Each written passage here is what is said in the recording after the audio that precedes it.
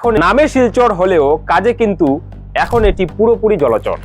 এককালে মানুষ নদী দেখতে অন্নপূর্ণা ঘাট বা সদরঘাটে যেতেন, কিন্তু এখন ডিজিটাল ইন্ডিয়ার যুগে উন্নয়ন এতটাই সচল যে নদী নিজেই মানুষের ড্রয়িং রুমে চলে আসে। স্মার্ট সিটির তকমা লেগেছে কি লাগেনি তা নিয়ে তর্কের অবকাশ থাকতে পারে, তবে শহরটি যে স্মার্টলি জলের তলায় চলে যাচ্ছে তা নিয়ে কোনো সন্দেহ নেই। গত কয়েক বছর ধরে শিলচরের প্রতিটি গলি ও রাজপথে যে বিশাল বিশাল খননযজ্ঞ চলল তার মহিমা এক পশলা বৃষ্টিতেই হাঁড়াহাঁড়িতে টের পাওয়া যাচ্ছে। সাধারণ মানুষের ধারণা ছিল ড্রেন বানানো হয় জল বের করার জন্য, কিন্তু শিলচরের আধুনিক ড্রেনেজ ব্যবস্থা সেই ধারণাকে ভেঙে চুরমার করে দিয়েছে। আমাদের ইঞ্জিনিয়াররা প্রমাণ করেছেন যে ড্রেন আসলে জল সংরক্ষণের একটি রিজার্ভার। ড্রেন উপচে যখন রাস্তার উঠোন একাকার হয়ে যায় তখন মনে হয় সরকার আমাদের বিনামূল্যে হোম ডেলিভারি হিসেবে ভেনিসের ফিলিংস দিচ্ছে। ভেনিসে যেতে কয়েক লাখ টাকা লাগে, আর শিলচরে তা আপনি বিনামূল্যে বাড়ির বারান্দায় বসে উপভোগ করতে পারছেন। এটাকে উন্নয়ন না বললে আর কাকে বলবেন? এদিকে পেট্রোল ডিজেলের দাম আকাশ ছোঁয়া দেখে যারা মন খারাপ করছেন তারা সরকারের স্বাস্থ্য ভাবনাটা বুঝতেই পারছেন না। তেলের দাম বাড়লে গাড়ি কম চলবে, আর গাড়ি কম চললে বায়ু দূষণ কম হবে, এমন পরিবেশ বান্ধব চিন্তা আর কার মাথায় আসবে?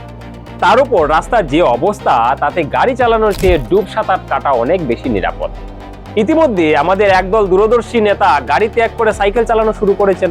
শুধু বাকি বরাক উপত্যকার আমাদের নেতাদের, তারা কখন সাইকেল নিয়ে বেরিয়ে যাবেন? সাইকেল নিয়ে বেরিয়ে বলবেন যে সংকট চলছে, আপনারা সাইকেল চালান।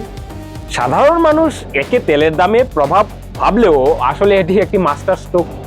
সাইকেল চালালে পা মজবুত হয়, আর বৃষ্টিতে ভিজে সাইকেল চালানো মানেই হলো ন্যাচারাল স্টিম বাথ।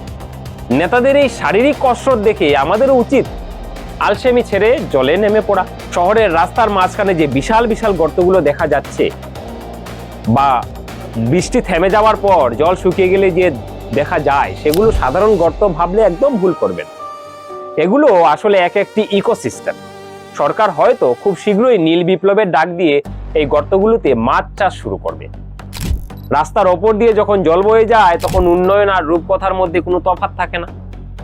উন্নয়ন এখন আর কেবল নথিপত্রে সীমাবদ্ধ নেই, তা এখন মানুষের ফ্রিজ, আলমারি, এমনকি বিছানার চাদর পর্যন্ত পৌঁছে গেছে। এমন ডাইরেক্ট টু হোম উন্নয়ন বিশ্বে বিরল। এটা একমাত্র ভারতবর্ষ, বিশেষ করে আমাদের বরাক উপত্যকা, তার থেকে বিশেষ করে শহর শিলচরে দেখতে পারবেন। তো অযথা সরকারকে গালমন্দ করে রক্তচাপ বাড়াবেন না। মনে রাখবেন, পেটে খিদে আর পকেটে টান থাকলেও আপনার চারপাশে জলের কোনো অভাব নেই। ডাঙা আর ড্রেনের সীমানা মুছে দিয়ে আজ গোটা শহর এক মহাসমুদ্র। তাই প্রতিবাদ ছেড়ে ডুব সাঁতার প্র্যাকটিস করুন, কারণ উন্নয়ন এখন আর পথে ঘাটে নয়, উন্নয়ন এখন কুলকুল শব্দে আপনার রান্নাঘরে ঢুকে পড়েছে।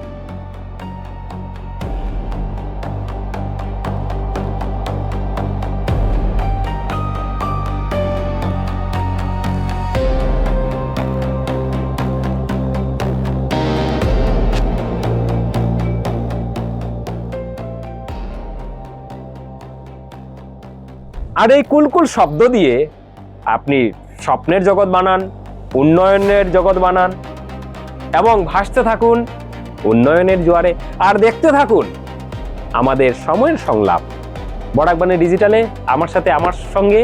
ততক্ষণের জন্য আমরা বিদায় নিচ্ছি, আসছি নতুন কিছু উপস্থাপন নিয়ে। হ্যাঁ, আপনারাও কিন্তু আপনাদের মূল্যবান বক্তব্য নিশ্চয়ই কমেন্ট বক্সে জানাবেন। আর আপনারা কি জলের তলায় আছেন?